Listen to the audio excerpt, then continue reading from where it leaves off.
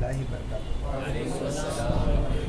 الحمدللہ رب العالمین والعاقبۃ للمتقین والصلاۃ والسلام علی سید المرسلین، اما بعد فاعوذ باللہ من الشیطان الرجیم، بسم اللہ الرحمن الرحیم، کلوا من طیبات واعملوا صالحا، صدق اللہ العظیم۔ الصلاۃ والسلام علیک یا رسول اللہ، الصلاۃ والسلام علیک یا رسول اللہ، الصلاۃ والسلام علیک یا حبیب اللہ، الصلاۃ والسلام علیک یا حبیب اللہ، الصلاۃ والسلام علیک یا نبی اللہ، الصلاۃ والسلام علیک یا نبی اللہ، وعلی آلک واصحابک یا نور اللہ صلی اللہ تعالی علیہ وسلم۔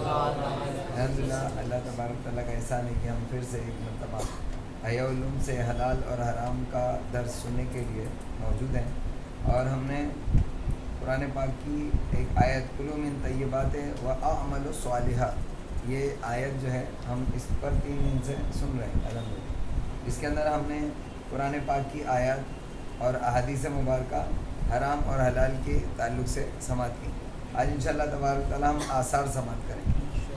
جو لوگ نہیں تھے کل، ان کے لیے احادیث پھر سے تھوڑی سی سنا دیں، جو بہت زیادہ ضروری ہے کہ جس طریقے سے ہم پر اللہ تبارک تعالیٰ نے دیگر چیزیں فرض کی، ایسے ہی ان تمام فرائض کا دارومدار ہم کیا کھاتے ہیں اس پر ہے۔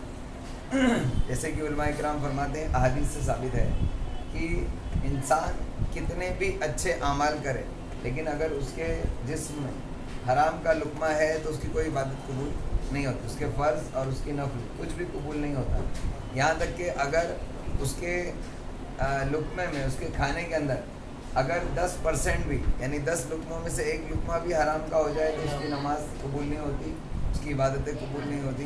اس کا کپڑا اگر اس نے 10 درہم کا خریدا ہے تو اس میں سے اگر 1 درہم بھی حرام کا ہے تو اس کی نماز قبول نہیں ہوتی۔ تو اس کی اہمیت کو ہم سمجھ سکتے ہیں کہ تمام اعمال کو اگر ہمیں قبول کرانا ہے، قابل قبول رکھنا ہے، کرنا نہ کرنا رب کی بارگاہ میں، لیکن کم سے کم اس کو قابل قبول رکھنا، مینٹین کرنا ہمارا کام، تو اس کے لیے ہم کو حرام سے بچنا اور حلال کھانا ضروری ہے۔ اور جو کھاتا ہے حلال تو اس کے تعلق سے اس کی مثال شہداء اور اولیاء اللہ کے طرح دی، یعنی وہ شہیدوں کی طرح اس کے اعمال اٹھائے جاتے ہیں۔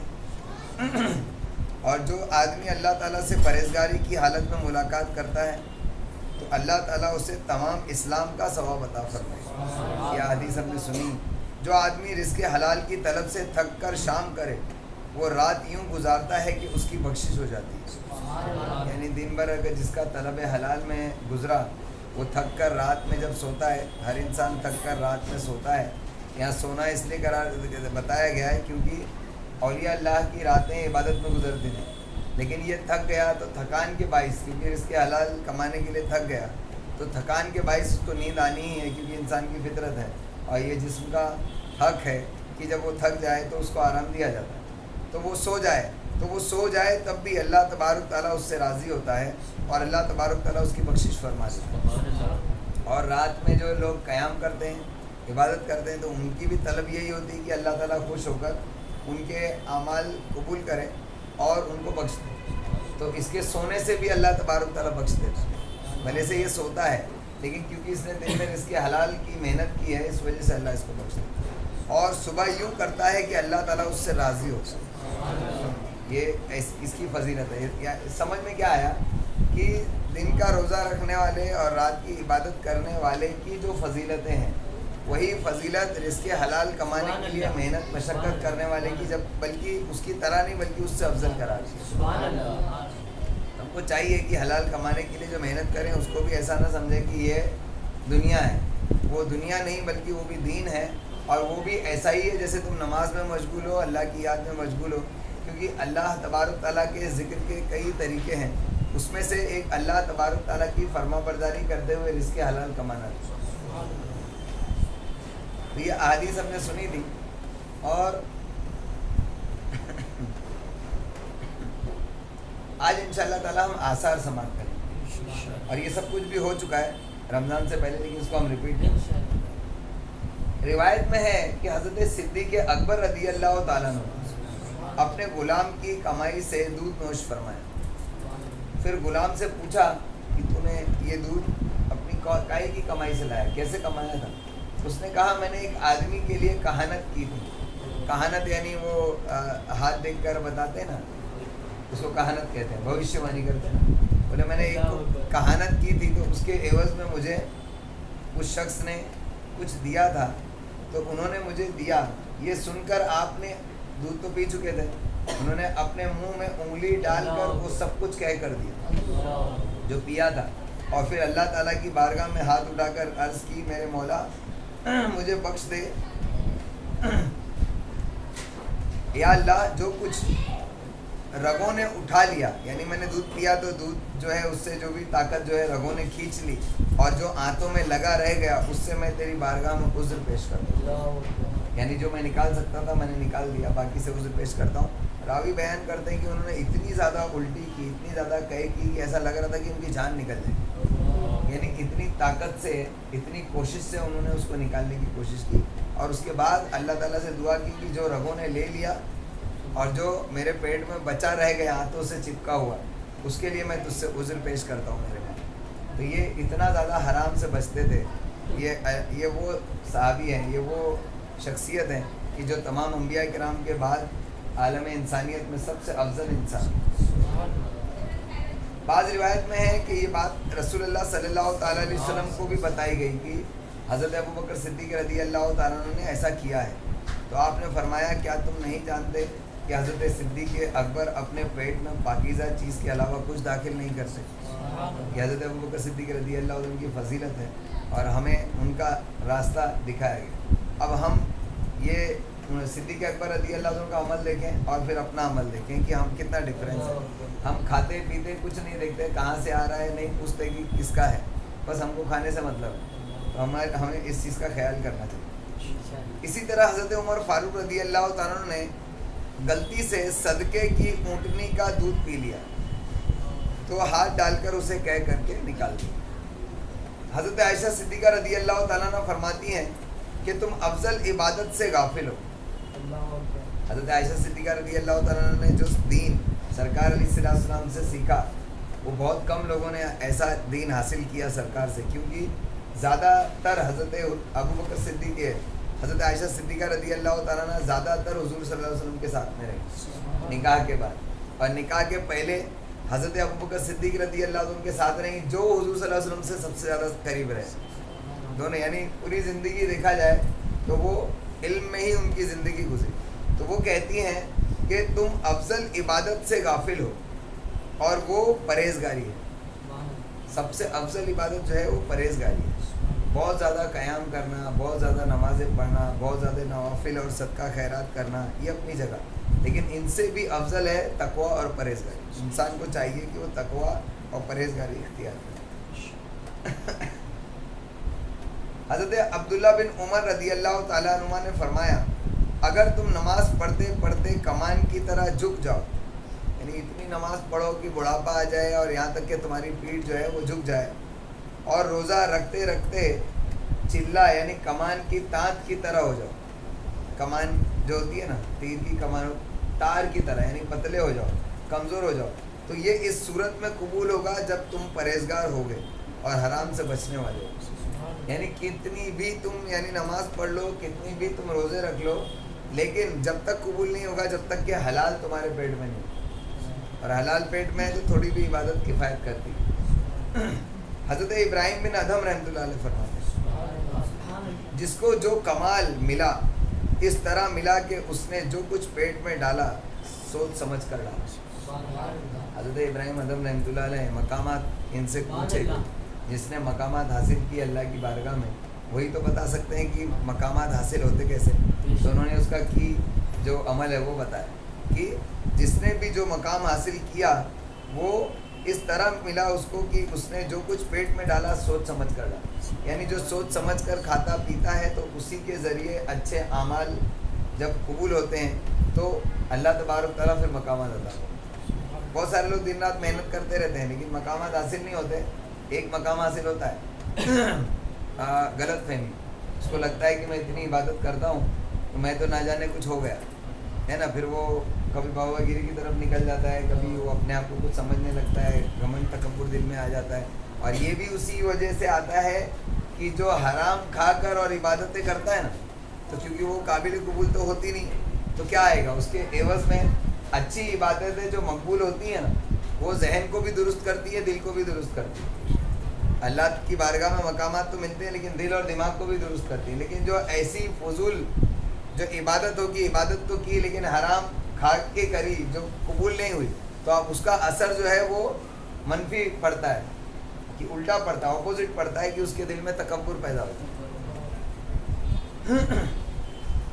اسی طریقے سے دین کا کام کرتے کرتے کسی کا دماغ خراب ہو جائے تو سمجھ لینا کہ اس نے دین کا کام تو کیا تھا صحیح سے، لیکن کھایا صحیح نہیں تھا، اس وجہ سے اس کا دماغ خراب ہو. حضرت ابراہیم ادھم رحمۃ اللہ علیہ سے پوچھا گیا کہ آپ آب زمزم سے کیوں نہیں پیتے؟ تو انہوں نے فرمایا اگر میرے پاس اپنا ڈول ہوتا تو ضرور پیتا. وہ جس زمانے میں وہاں تھے تو وہاں پر وہ جو ڈول آب زمزم پر لگے ہوئے تھے اس وقت کے حاکم کے ڈول تھے. اور سیدھی سی بات ہے، جب یہ جو بھی مکہ مدینہ کے اندر خدمت کے طور پر جو ہے اس وقت کا حاکم ہی ہوتا ہے جو آنے والوں کی زائرین کی خدمت کرتا ہے. جیسے آج جو ہے عرب کے اندر یہ سعودی حکومت جو ہے وہ سب لوگوں کی خدمت کر رہی ہے، تو وہاں پہ جو بھی انتظامات ہیں ان کے پیسے سے ہے نا، ان کا پیسہ کہو یا کیا کہہ سکتے ہیں، ہمارا اب تو ہم پیسہ دے کر جا رہے ہیں، پہلے ایسا نہیں تھا. پہلے ہمارا جو وہاں جتنے بھی انتظام ہوتے ہیں اس کا پیسہ ہم سے لیا جاتا ہے، ہم پیسہ بھر کر جاتے ہیں. بہرحال تو اس وقت میں جو حاکم کا ڈول ہوتا تھا تو وہ کہتے ہیں کہ میں اس لیے آب زمزم نہیں پی رہا ہوں کیونکہ یہاں جو ڈول لگے ہوئے حاکم کے، اور حاکم کا مال درست نہیں ہے، تو اس کے ڈول سے میں آب زمزم بھی نہیں پی. سوچیں. حضرت سفیان ثوری رحمۃ اللہ علیہ فرماتے ہیں جو شخص حرام مال میں سے اللہ تعالیٰ کی اطاعت میں خرچ کرتا ہے وہ اس طرح ہے جیسے کوئی پیشاب کے ساتھ ناپاک کپڑے کو دھوتا ہے. ناپاک کپڑا ناپاک ہو گیا تو اس کو پیشاب سے دھوئیں گے تو پاک ہوئے گا. تو اسی طریقے سے کوئی حرام کما کے اور صدقہ خیرات کرتا ہے تو وہ ایسا ہی. اور ناپاک کپڑے کو صرف پانی ہی پاک کر سکتا ہے اور گناہ کو صرف حلال مال ہی زائل کر سکتا ہے. حضرت یحییٰ بن معاذ رازی رحمۃ اللہ علیہ فرماتے ہیں کہ اطاعت اللہ تعالیٰ کے خزانوں میں سے ایک خزانہ ہے. سبحان اللہ. اللہ کی اطاعت اللہ کے خزانوں میں سے ایک خزانہ ہے. جس کو ملا وہ مالدار انسان ہے نا. اطاعت سب کو ملتی نہیں، تو اطاعت جو ہے وہ اللہ کے خزانوں میں سے ایک خزانہ ہے، مگر اس کی چابی دعا اور اس کے دانت حلال لقمہ ہے. یعنی اس کا یہ جو خزانوں میں سے خزانہ تو ہے، خزانہ تو تم کو مل گیا اللہ کی اطاعت، لیکن اس کی چابی جو ہے وہ دعا ہے، اور اس کے چابی کے جو دانت ہوتے ہیں جس سے تالا کھلتا ہے، خزانہ تم کو حاصل ہوگا، وہ ہے حلال لقمہ. جب تک حلال لقمہ کھاؤ گے نہیں، دعا کرو گے نہیں، اللہ تبارک تعالیٰ کے خزانوں سے حصہ ملنے والا نہیں. یعنی دعا بھی ضروری ہے اور حلال کھانا بھی ضروری ہے، تب کہیں جا کے عبادت کارآمد ہوتی ہے اور اس کے بعد اللہ کے خزانے حاصل ہوتے ہیں. حضرت ابن عباس رضی اللہ تعالیٰ عنہ فرماتے ہیں کہ اللہ تعالیٰ اس آدمی کی نماز قبول نہیں کرتا جس کے پیٹ میں حرام غذا ہو. حضرت سہل بن عبداللہ تستری رحمۃ اللہ علیہ فرماتے ہیں، کون ہے حضرت سہل بن عبداللہ تستری رحمۃ اللہ تعالیٰ علیہ؟ کسی کو یاد آیا؟ ہاں. حضرت سہل بن عبداللہ تستری رحمۃ اللہ تعالیٰ یاد ہے؟ بہت پہلے ہم لوگوں نے کھانے کا باب سنا تھا، کھانا ہے نا، کھانے پینے کے باب میں. تو حضرت سہل بن عبداللہ تستری بہت کم کھایا کرتے تھے. کتنا کم کھاتے تھے؟ 21. انہوں نے کچھ گھی اور جو کے آٹے کی گولیاں بنا کے رکھی تھی، اور وہ 21 دن میں ایک گولی کھاتے تھے. یہ ان کا کل کھانا تھا. اور ہم کو اگر ایسی گولی بنا کے دے دیں گے تو میرا جہاں تک خیال ہے 50-100 گولی تو ایک ہی ٹائم میں کھا لیں، پھر دوسرے ٹائم میں بھی بھوک لگ جائے، کہیں وہ گولیوں سے کہیں بھوک مٹتی ہے نا. تو وہ 21 دن میں ایک گولی کھایا کرتے تھے. تو یہ ہے حضرت سہل بن عبداللہ تستری رحمۃ اللہ تعالیٰ علیہ. کہتے ہیں کہ جب تک بندے میں 4 خصلتیں نہ ہو وہ حقیقت ایمان تک نہیں پہنچ سکتا. ہم لوگ سب سمجھتے ہیں کہ میں بہت اچھا مسلمان ہوں، ٹناٹن سن لوں. ہم سمجھتے ہیں، ہم زیادہ تر لوگ ہر کوئی انسان اپنے آپ کو صحیح سمجھتا ہے، کسی بھی لیول پر ہو وہ اپنے آپ کو صحیح سمجھتا ہے، اور اپنے اندر اور گنجائش ہے سدھرنے کی، آگے بڑھنے کی، وہ اس کے دروازے خود اپنے آپ پر بند کر لیتا ہے. سوچتا ہے کہ میں یعنی قوس قطب ابدال بن گیا ہے نا, اس مقام پر پہنچ گیا, اب اس کے آگے کوئی جانے کی ضرورت نہیں, بس اللہ تعالیٰ تو مجھے اب بخش دے گا, اسی میں بخش دے گا. تو کہتے ہیں کہ حقیقت ایمان تک پہنچ نہیں سکتا ایسا شخص جب تک اس کی فرائض کو سنت کے مطابق ادا نہ کرے. جو فرائض ادا کرے وہ حضور صلی اللہ علیہ وسلم کی سنت کے مطابق ادا نہ کرے, رزق حلال نہ ہو, تقویٰ کے ساتھ کھانا ہو, ظاہر اور باطن میں ممنوعات شرعیات سے بچنا, صرف ظاہر میں بچنا نہیں بلکہ باطن میں بھی جو شریعت کے اندر چیزیں منع ہیں ان سے بچنا, اور ان باتوں پر موت تک صبر کرنا یعنی استقامت اختیار کرنا, تب کہیں حقیقت ایمان حاصل ہوتا ہے. 4 دن ہم کر کے اور اس کے بعد بھول جاتے ہیں, چھوڑ دیتے ہیں. اب اکثر ہوتا ہے کہ ہم کچھ لوگوں کو نماز کی دعوت دیتے ہیں نا, ارے بھائی میں بھی ایک ٹائم تھا 5 ٹائم کی نماز پڑھتا تھا, اجتماع کی پابندی کرتا تھا, یہ کرتا تھا وہ کرتا تھا, اب کیا بتائیں ایسا ہو گیا ویسا ہو گیا. تو وہ اسی وجہ سے چھوٹ گیا کیونکہ کچھ نہ کچھ کمی تھی.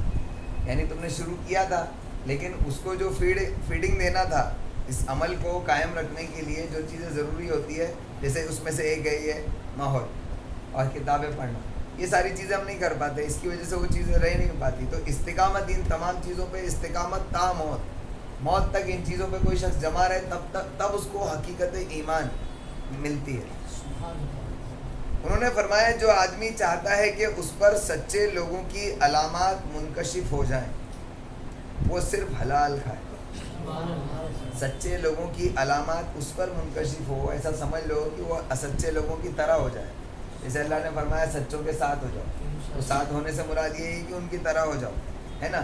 تو اگر ان کی طرح ہونے چاہتے ہو تو فرمایا کہ حلال کھاؤ اور سنت اور ضروری کاموں کے علاوہ کوئی بھی کام مت کرو.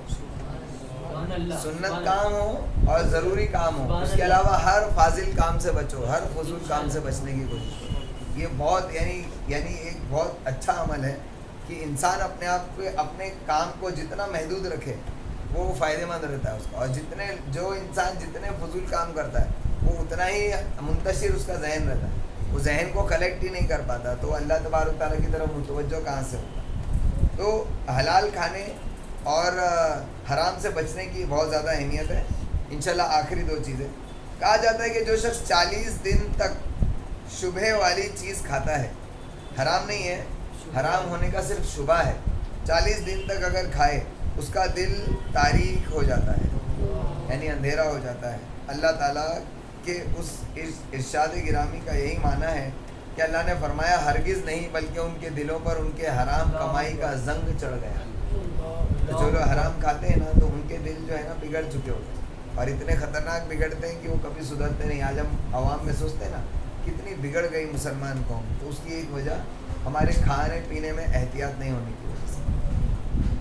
حضرت ابن مبارک رحمۃ اللہ علیہ فرماتے ہیں, اب یہ حرام نہیں شبے والے کی بات چل رہی ہے, شبے والا 1 درہم واپس لوٹا دینا بہت اہم چیز ہے, یاد رکھیں انشاءاللہ. اگر آپ کو کاروبار کرنے کے درمیان میں ڈاؤٹ ہوتا ہے کہ یہ 1 درہم یا 1 دینار یا 1 پیسہ جو ہے میں نے غلط لے لیا, 1 روپیہ میں نے غلط لے لیا, اس کا لوٹا دینا فرماتے ہیں کہ مجھے 1 لاکھ درہم یا 6 لاکھ درہم صدقہ کرنے سے زیادہ پسند.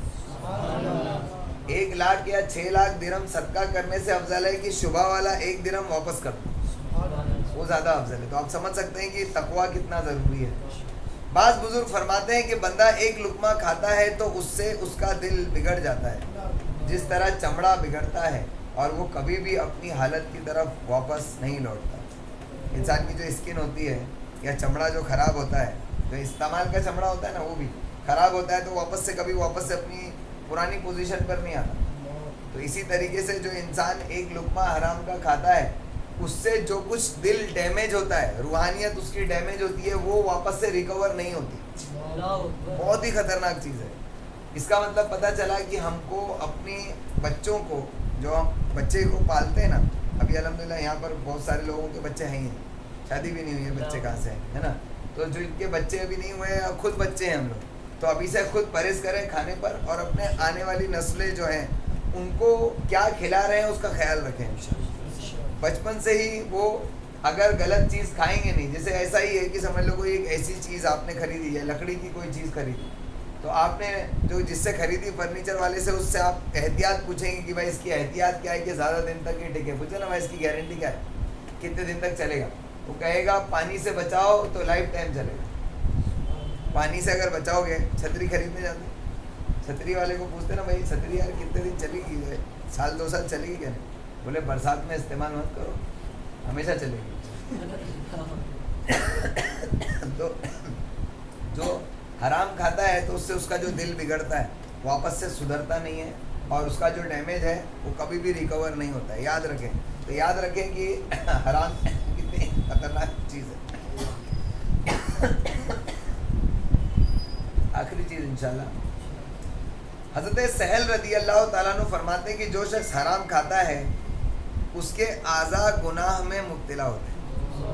حرام کھانے کی جو طاقت ملتی ہے اس سے انسان گناہ کرتا ہے، اور شبہ والی چیز کھانے سے انسان فضول کاموں میں مبتلا ہوتا ہے.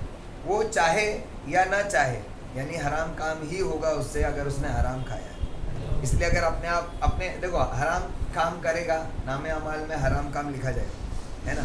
تو ہم نہیں چاہتے کہ ہمارا نام اعمال میں حرام کام نام اعمال میں لکھے ہوں گے تو گناہ آخرت میں وبال جان بن جائے گا. تو اگر ہم چاہتے ہیں کہ ہمارا نام اعمال بگڑے نہیں تو ہم حرام کام کریں نہیں. حرام کام کرے نہیں تو اس کے لیے چاہیے حرام کھاؤ مت، حرام کھاؤ مت. حرام کام ہوگا نہیں، لکھا نہیں جائے گا، حشر کے میدان میں خلاصی حاصل کریں گے نا انشاءاللہ. اسے دل کر رہا ہے پڑھتے جاؤ، لیکن انشاءاللہ اس پر اکتفا کرتے ہیں، اور ہو سکے تو کل انشاءاللہ تبارک تعالیٰ اس کو ریپیٹ کر کے پھر آگے انشاءاللہ بڑھیں گے. اور یہ ان کا یہ جو قول ہے ادھورا ہے. کہتے ہیں کہ اس سے وہ حرام کھائے گا تو اس سے گناہ ہی ہوں گے، وہ چاہے یا نہ چاہے، اسے علم ہو یا نہ ہو. اور جس کا کھانا حلال ہو اس کے اعضاء عبادت ہی میں مشغول ہوں گے، انہیں نیکیوں کی ہی توفیق دی جائے گی. سمجھ میں؟ تو حلال کھاؤ، آٹومیٹک جو ہے اچھا ہی کام ہوگا. تو ہم انشاءاللہ تعالیٰ اس کی کوشش کر رہی ہے. کتنا اہم باب ہے یہ، ہر مسلمان کے لیے سیکھنا ضروری ہے، یعنی ہے نا. اور یہ ہمارے لیے کتنی اہم چیز ہے. اب اس سے ہمارا فائدہ کیا ہوگا؟ یہ جو ہم سب سن رہے ہیں نا، اس سے ہمارا فائدہ ہوگا کہ یہ اتنے واقعات سنے ہم نے، اس میں ہو سکتا ہے کہ کسی کو حضرت سہیل بن عبداللہ تستری کا قول دل میں لگا، کسی کو حضرت ابراہیم ادم رحمۃ اللہ علیہ کا قول، کسی کو حضرت ابن مبارک کا قول، کسی کو حضرت ابن عمر کا قول. جس کو جو قول ہٹ کرے اس سے وہ اگر عمل پر آتا ہے تو یہ اچھی بات ہے اس کے لیے. تو چاہیے کہ یہ سب سنیں، کیونکہ یہ ساری چیزیں ہمارے علم میں ہوں گی تبھی تو عمل کرنے کا دل ہوگا. اب ہم نے حرام کی لقمے کی قباحت کو سمجھ لیا تو ہم کتنا پرہیز کریں گے. نہیں تو لوگ سمجھتے ہیں حرام کا ہے تو کیا ہوتا ہے؟ گناہ ہوتا ہے. لوگ کیا سمجھتے ہیں؟ حرام کمانا اور کھانا گناہ ہے، اللہ معاف کرے گا، ایسے سوچتے ہیں نا. اللہ معاف کرے گا اللہ تعالیٰ انشاءاللہ نکل جائیں گے. لیکن اس کو یہ نہیں معلوم ہے کہ یہ حرام کما لیا اور کھا لیا تو اس سے دنیا میں کیا کیا نقصان ہوتا ہے. تو اتنے سارے نقصانات کا دروازہ کھل جاتا ہے حرام کھانے سے. جو شخص حرام سے بچے گا تو اس کو یہ ساری فضیلتیں حاصل ہوتی ہیں. اللہ تبارک تعالیٰ سے دعا ہے اللہ تبارک تعالیٰ کہنے سننے سے زیادہ ہم سب کو عمل کرنے کی توفیق عطا فرمائے. میرے مولا ہمیں حرام سے بچنے کی توفیق عطا فرمائے، گناہوں سے بچنے کی توفیق عطا فرمائے، گناہوں کی نفرت ہمارے دلوں میں پیدا فرمائے، نیکیوں کی محبت عطا فرمائے، حلال کھانے اور حلال کمانے کی توفیق عطا فرمائے. میرے مولا لوگوں کو حلال کی ترغیب دینے کی توفیق عطا فرمائے. میرے مولا ہمیں ہمارے اعضاء کو نیک اور صالح عمل کرنے کی توفیق عطا فرمائے. میرے مولا ہمیں دنیا اور آخرت کی تمام بھلائیاں عطا فرمائے. نبی کریم صلی اللہ تعالیٰ علیہ وسلم کی تعلیمات کو باقاعدگی کے ساتھ روزانہ حاصل کرنے کی توفیق عطا فرمائے. میرے مولا اسے اپنے دل و دماغ میں جگہ دینے کی توفیق عطا فرمائے، اسے اپنے عمل میں لانے کی توفیق عطا فرمائے. میرے مولا نبی کریم صلی اللہ تعالیٰ علیہ وسلم کے تعلیماتی مشن کو عام کرنے والا اور زندہ رکھنے والا بنا. صحابہ اکرام اور اولیاء اکرام کے مشن کو زندہ رکھنے والا بنا. میرے مولا نبی کریم صلی اللہ تعالیٰ علیہ وسلم کا دیدار خواب میں عطا فرمائے، موت کے وقت عطا فرمائے، قبر میں عطا فرمائے، حشر کے میدان میں عطا فرمائے، جنت میں حضور علیہ السلام کا ساتھ نصیب فرمائے، ایمان کے ساتھ مدینے میں موت عطا فرمائے، جنت البقیع میں قبر عطا فرمائے. سبحان ربک رب العزت عما یصفون وسلام علی المرسلین والحمد للہ رب العالمین. کل سیٹرڈے ہے.